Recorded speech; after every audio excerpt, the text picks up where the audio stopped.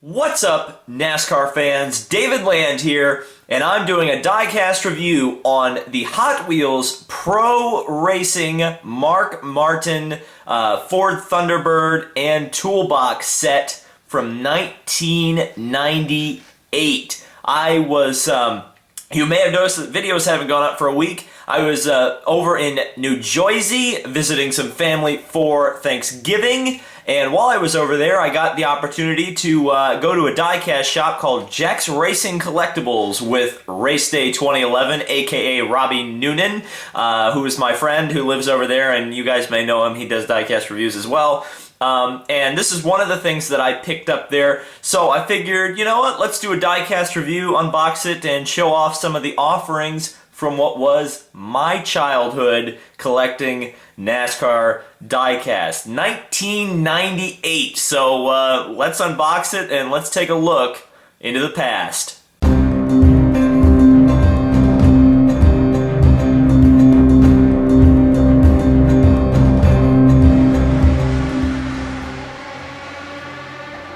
So there's actually a lot to go over on the box here. Let's take a closer look at the diecast. One of the reasons I really picked this up was mainly just for the toolbox. It was like $3 or $4 at Jack's Racing Collectibles. It was in one of the dollar buckets. So I was just like, yeah, I'll pick it up, even though it wasn't $1. But I like the design on this. Kind of the classic, kind of reminds me of Micro Machines, how they would have this kind of cardboard thing on the bottom and holding up the diecast. Really cool to see that there's like detail on the track there. As a kid, I would like keep these, and we will take it out of the box so you'll be able to see it, because it's not like it's a collector's item. Here's the thing about these old NASCAR diecasts: they don't hold a lot of their value because they were so overly produced. Specifically designed for the adult collector. Well, thank God I'm an adult. Diecast body and chassis, that's something you don't get anymore. Detailed car interior, that's something you barely get anymore. And deluxe rubber tires, that's something you don't get anymore. Nice shot of Mark Martin's car here being serviced. I believe this is the 1996 version of the car, which is ironic because this is a 1998 release. There's what I paid for it at Jack's. And so there's actually a lot of stuff here on the back. You can see Hot Wheels Pro Racing. But it says driver Mark Martin, team Roush Racing. This is from like the glory, what I would consider the glory days of Roush Racing, when they had Jeff Burton and Mark Martin, and a few other guys like what was that guy? Chad Little. Yeah, Chad Little. Anybody remember Chad Little? Anyway, in 1995, he became only the third driver to win 3 times at Watkins Glen. Who were the other 2? And personal note, Mark's garage in Daytona Beach is also a airplane hangar where he houses his weight room and office. Fast track fact: Mark Martin's actual toolbox is brought into the pit lane, and blah blah blah blah blah. Something nitrogen. You guys can read that. There's not too much information there. This is also a thing. This wasn't the only thing. For some reason, back in the day, they always wanted to put a space for the driver's signature. This is true for like the racing. I brought a few Racing Champions things as well at Jack's. Maybe I'll show them off later. It was like a John Andretti car and a Nigel Mansell Indy car. But both of them have a space for the driver's signature on the back. And this is a different company, and yet for some reason they were crazy about driver's signatures. You can see collect all of the 1998 edition Pro Racing stock cars. And some legal stuff, but not nearly as much illegal stuff as we see on the Spin Masters. Barely any compared to that. And then there's even more words here. A quick pit stop can mean the difference between first place or finishing in the back of the pack. Typical NASCAR crew consists of 9 members. A crew chief, gas man, fuel catchman, not anymore. Signboard, jackman, tire carrier, rear tire changer, front tire changer. However, only 7 are allowed over the wall during a pit stop. During a average 20-second pit stop, the team will accomplish the following tasks. 14 seconds are spent pouring the 2 11-gallon cans of 110-octane leaded fuel into the gas tank. I'm not sure if it's leaded fuel anymore. In the blah, blah, blah. It takes 1 1/2 pumps to the jack handle. The car is lifted. 10 lug nuts are removed within 7 seconds, and the new tires are put on, and the chassis is adjusted. A plastic windshield overlay is removed, and the driver gets a drink of water. It's back on track. All this takes place in less than the time you took to read it. Take a ride on the edge of your seat. Watch Kyle Petty drive the real Hot Wheels car on the track. Go Hot Wheels Racing. Kyle Petty was never very successful in that car. In fact, it was not called Hot Wheels Racing. It was Richard Petty Motorsports or whatever it was. Or whatever that was. Or Richard Petty Racing. I think Richard Petty Motorsports is the restructured version of what used to be Gillette Racing. Yeah, I think NASCAR pit stops take a lot less time than 20 seconds nowadays. So let's open up a nearly 20-year-old car. Why not? And I figured just as that would be pretty easy to open up. Oop, there we go. The card bag just kind of falls off there. There's not much to go with. Let's see. Ooh! So there's our pit stand. And there's our diecast. So let's take a closer look at them, shall we? I will also say this as you take a look at the diecast here. Packaging is a lost art. You see how I mentioned that? Look at the detail on that. I mean, they really went all out in terms of making these look cool. And again, as a kid, I would keep these even though they weren't very big. Like I could put Micro Machines or something on there. So that was really cool. Just a little detail I wanted to show you guys. Here's the pit stand itself. I believe this little handle here comes down. I'm going to try to do it with looking professional. Yeah, well, I'm not sure if that moves or not. I assume it does, but I don't really want to break it yet. Let's be careful with that because it's almost 20 years old, and I don't know if it will snap if I'm too rough with it. But you can see the Mark Martin car. Beautiful Ford Thunderbird. We'll take a closer look at the mold.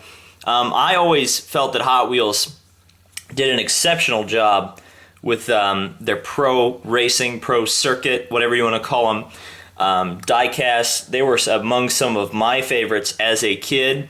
Although I will say this, it was very difficult to get cars like Mark Martin, period. I mean, all of the big stars were very hard to get. I usually got them through Racing Champions. I never was able to find the Hot Wheels versions, or not find, but I never had them. You know what I mean? Like my parents would have to look for them, and you know how parents are hunting for diecast. They're usually not all that successful in terms of finding the big stars because people like yours truly buy all the cars to review, even though they didn't have reviews back then. In terms of what you guys know as a diecast review now, they would go on a forum or something. But I love this toolbox here. Really, really cool piece. I like the fact that it says Roush Racing on it.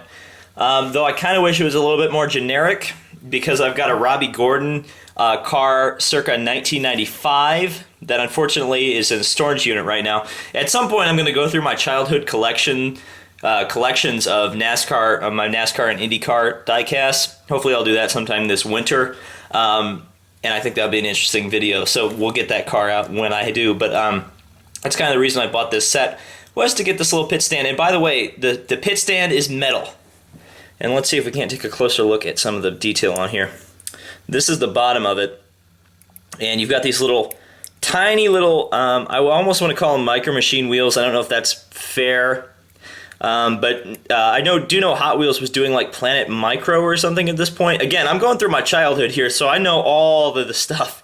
A lot of the times I don't remember or know a lot of the toy lines nowadays. But yeah, I know Planet Micro. These might be Planet Micro wheels. These also kind of look like the wheels that they used on the dragsters for Hot Wheels. But really cool detail. I mean, look at how cool this is. I mean, that kind of detail on a toolbox, you just don't get. I mean, heck, you don't get this on diecast these days. And they put this attention and detail into a toolbox. It looks fantastic. And let's take a look at the Mark Martin car. Again, I never had this car as a kid, which was another reason I kind of was drawn to it, wanted to pick it up. The key points here are metal body, metal base, and the rubber tires. Just fantastic. And consider the fact that I believe this set would have gone for about $5 in 1998. That's, of course, the you know, depending on where you shop for them, the going rate for NASCAR Authentics now. But if you can take into account inflation, which means the value of money kind of dwindles as time goes on, you can consider that this set would maybe have gone for $7 or $8. But when you consider that's in 2015 money, not 1998 money, get it? But considering this set would have been $7 or $8 today, considering they were charging $5 for it in 1998, I mean, that's still the price of a Lionel car, and you get so much more, plus the pit stand. So, I mean, it was just a different era of NASCAR Diecast back in this day. And some would say it was great, some would say it was not so great, because ultimately, the collecting angle of it, there wasn't a lot of value in what you were collecting. Like I said, I got this for $4 in a dollar bin, you know, but still produced some of the greatest diecasts NASCAR racing or NASCAR collecting has ever seen, because I just love this car and I love this scheme.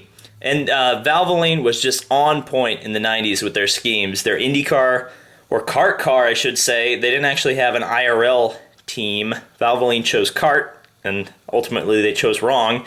But Valvoline's kart scheme, their NASCAR scheme, obviously. I think they had a British touring car scheme with this, and I think they also had a V8 supercar scheme that was very similar to this. They all looked fantastic. So, I would like to thank you guys very much for watching this review. Should I do more throwback reviews? If I'm ever in the town again where I can purchase some old diecasts, would you like me to do that and review them? Let me know. I'm going to try to finish NASCAR 15, the Let's Play, before Christmas. The first IRA race, the Copper World Classic, will hopefully be filmed sometime this week. Uploaded later, but that means the qualifying will be live streamed hopefully sometime this week. And let's see what else is there. Oh yeah, I know Wave 4 of NASCAR Authentics is out. Once they hit the East Coast, or the east side of the United States, I will start searching for them in earnest. But until then, guys, thank you so much for watching. Be sure to subscribe and like if you haven't already. And we'll see you in the next video.